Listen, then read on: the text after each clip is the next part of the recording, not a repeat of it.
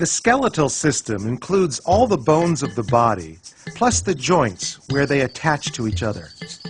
Our skeleton protects our internal organs, provides a framework or scaffolding that allows us to stand upright and move, stores minerals that our body needs to function properly, and produces blood cells.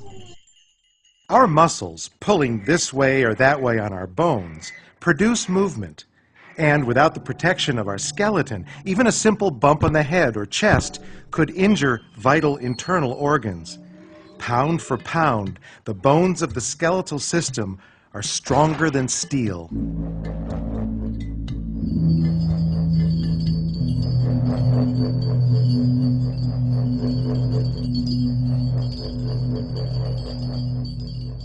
The skeletal system is made up of 206 different bones, which come in 4 basic shapes. Long bones, such as the femur. Short bones, like the wrist and ankle bones. Flat bones, such as those in the skull or scapula. And irregular bones, like the vertebrae. There are 2 types of bone tissue.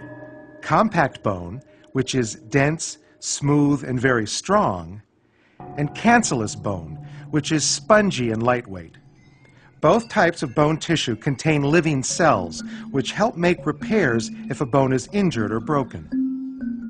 A typical long bone has a main shaft called the diaphysis, composed of compact bone, and 2 ends called epiphyses, composed of cancellous bone. The main shaft is covered with a membrane of living cells called periosteum, to which muscles and tendons attach themselves. Inside the main shaft is a cavity called the medullary cavity, which contains bone marrow.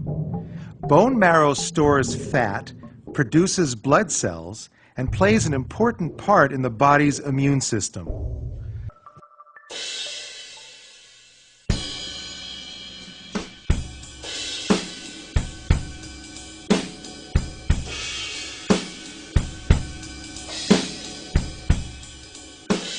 The skeletal system is divided into 2 divisions. The axial skeleton, which consists of bones that form the longitudinal axis of the body, and the appendicular skeleton, which consists of bones that are appended to the axial skeleton. The axial skeleton includes 80 bones comprising the skull, vertebral column, and thorax.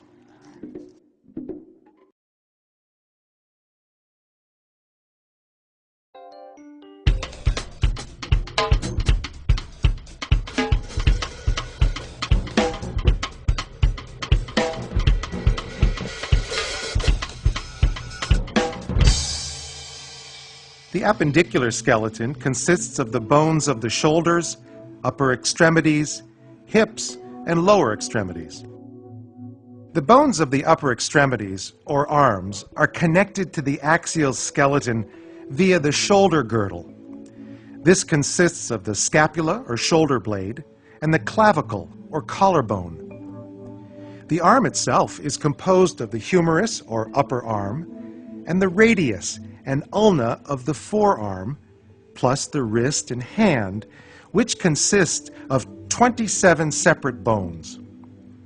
Because of this large number of small bones, our hands are capable of more movement than any other part of our body. The bones of the lower extremities, or legs, are connected to the axial skeleton via the pelvic girdle, which is formed by the 2 hip bones. It protects the bladder, reproductive organs, lower colon, and rectum. In the male, the pubic arch of the pelvis is less than 90 degrees wide. In the female, greater than 90 degrees.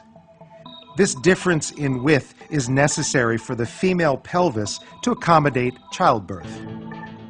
The longest, heaviest, and strongest bone in the body is the femur, commonly called the thigh bone. At one end, it is connected to the pelvis, and at the other end to the lower leg, which is made up of the tibia, or shin bone, and fibula. The tibia bears all of our body's weight. The fibula bears no weight at all. The patella, or kneecap, is a large bone between the femur and fibula. It protects the knee joint and tendons that form the knee. The bones of the ankle and foot must carry all of our body weight as we stand, walk, or run. And the 26 bones and 33 joints that make up our ankle and foot enable it to do just that. The entire skeletal system of an average adult weighs less than 10 kilograms.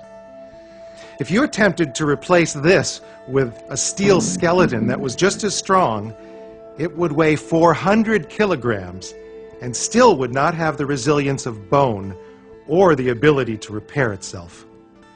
Harder than reinforced concrete, lighter than stainless steel, able to repair itself, bone is the near perfect material to provide the framework for the human body.